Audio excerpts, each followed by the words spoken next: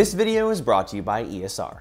Well, after 2 years of dwindling interest and graduating college and figuring out my life, I have finally started getting back into the iPad Pro. And yeah, it's gotten kind of stale. I think a lot of us lost hope in this device because it hasn't changed that much outwardly over the past 5 years. And of course, the M series Macs are really, really good. So we kind of defaulted to those. I definitely did. But the iPad and also iPadOS has gotten really kick-ass since, its inception. And yeah, I want to talk about why I think that and why I'm starting to use this device a whole lot more. Okay, so first up, iPadOS has gotten really good over the years. Some updates were kind of lackluster, not really feature-packed, but like they all brought something and it's all layering together, and some Mac-like features are being brought to the iPad, but properly, so where it still sort of preserves the iPad experience.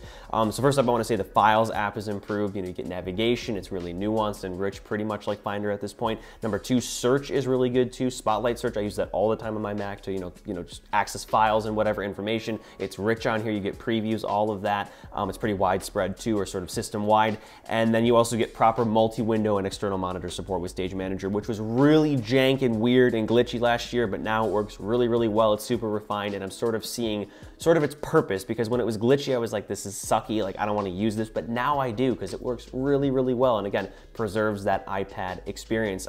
Widgets also are really great on the home screen. They provide, rich information without you having to open your apps or anything, so I enjoy being able to toggle my HomeKit stuff and just see what the weather's like, and emails and notifications, again, just at a glance when I unlock my iPad. And also too, the baked-in Apple Pencil features like Scribble and also PDF markup and notes have been really great too. I also have to use Freeform properly for the first time, so I might make a video about that later, but yeah, Apple Pencil features, the widgets, Stage Manager, Files app improvements, search improvements, and proper, multi-window and external monitor support, again, with Stage Manager, has really made iPadOS feel very much distinct and advanced compared to, of course, iOS and even macOS in some ways. Beyond the Mac-like functionality, though, with iPadOS, the standalone iPad experience here, or iPad Pro experience, is really great too, because it forces you to use the Apple Pencil as input in a lot of cases. I find a keyboard can be a great, asset if you want to type stuff out and like sort of get to work, but it's also sort of like a quick, sort of mindless sort of input. So, using one of these sort of brings back, the experience using like a notebook or a sketchbook or an idea pad. So like if you're in notes and you want to take notes handwritten, that's sort of, I don't know, just like gets in your head differently. If you want to sketch and draw, of course, that's a uniquely iPad experience. You don't need a Wacom tablet or some sort of external monitor to do that. It's really intuitive here, low latency and whatnot. And also too, features like Scribble are really wonderful, in text fields. So like, you take more time to sort of think about what you're doing. And yeah, I just like that. It's a different change of pace compared to like a Mac where you just kind of like keyboard, trackpad, like this is a slower sort of, it makes you more intentional with what you're doing, especially again, if you're sort of ideating in, like a Procreate type app or the Notes app or whatever, again, like I like how it emulates that of, a notebook, an idea pad, whatever. So when it comes to ideating projects or concepts or whatever, instead of getting on my Mac and typing out sort of a list, I can do that here and sort of do it visually and draw diagrams and graphs and whatever else. And also too, if you are, using your iPad standalone, you're definitely gonna wanna check out one of ESR's fantastic cases. First up, we got the Magnetic Shift series case. It's crafted out of tough TPU material, which offers great protection, has a nice little indent for your Apple Pencil, and built-in magnets, which lets you place your iPad on a fridge. It's also paired with an ultra-stable magnetic stand portion that brings dual protection with the case and offers 15 to 75 degrees of angles to use your iPad in, along with amazing screen raised and portrait viewing modes. The design is very clever too and robust as well. Not to mention the vegan leather and Apple Pencil sleeve are really nice touches too. Next up, we have their Rebound hybrid case, which is more like a traditional folio, but with some great unique aspects up its sleeve. The case has a transparent plastic back to show off the beauty of your iPad, along with a tough TPU bumper that offers dual protection when paired with the folio portion.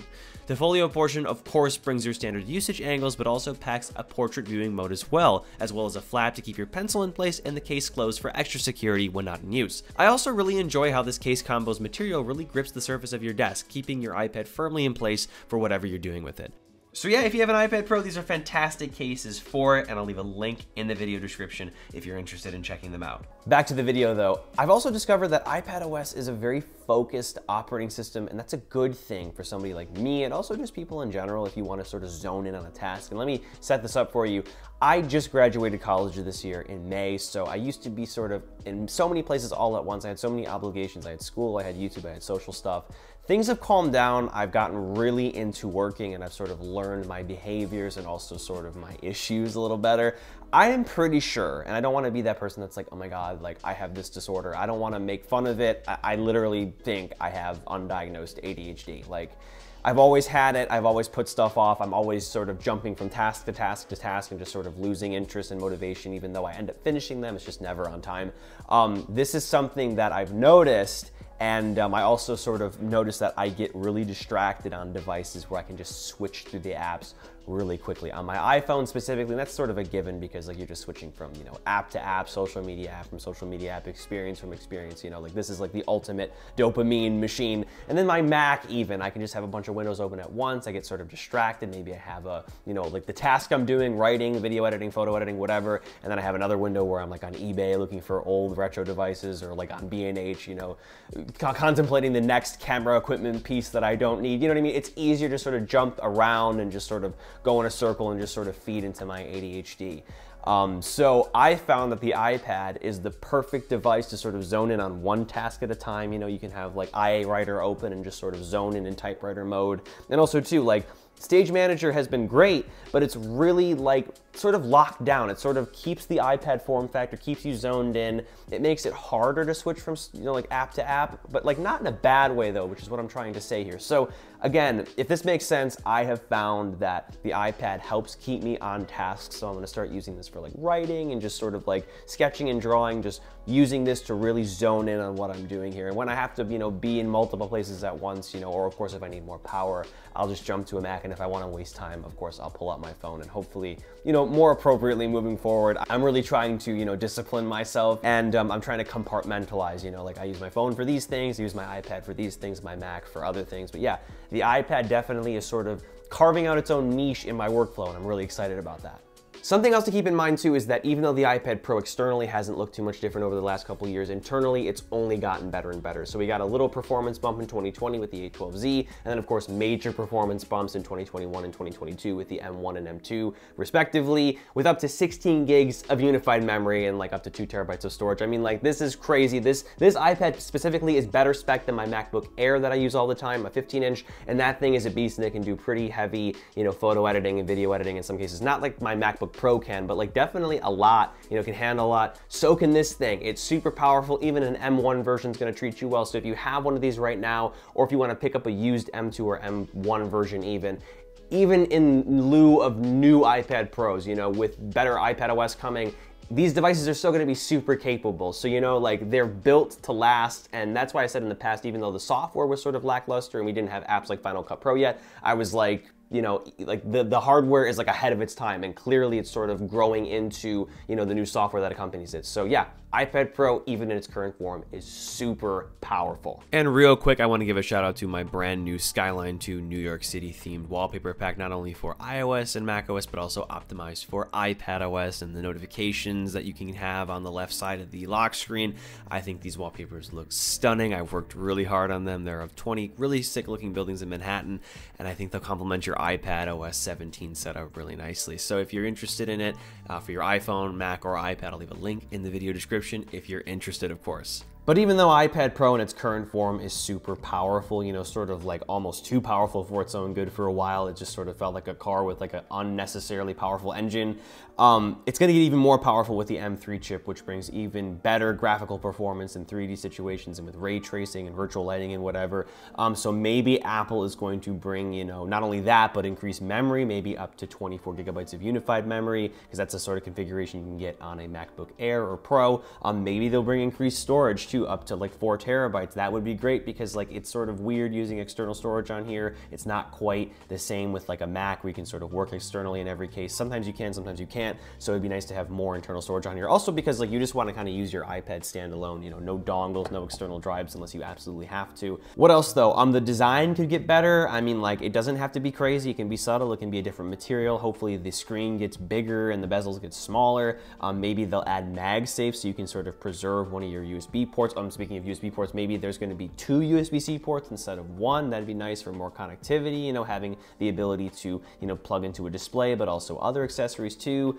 You know, maybe a better camera, maybe, you know, I don't know, a better keyboard accessory. I like the Magic Keyboard, but honestly, I wish that there was something more MacBook-like, you know, Surface Book-like. You know, I'm not trying to replace my MacBook, but I'm definitely trying to have a similar experience. And like, I wish that the screen would tilt back just a little bit more in some cases, and it wouldn't feel so top-heavy on your lap. Hopefully, they also include some like media controls like you have with the 10th gen Folio keyboard sort of situation. But yeah, all that to say, it's been a while. I'm really excited for some substantial hardware updates, which I think we can expect at this point.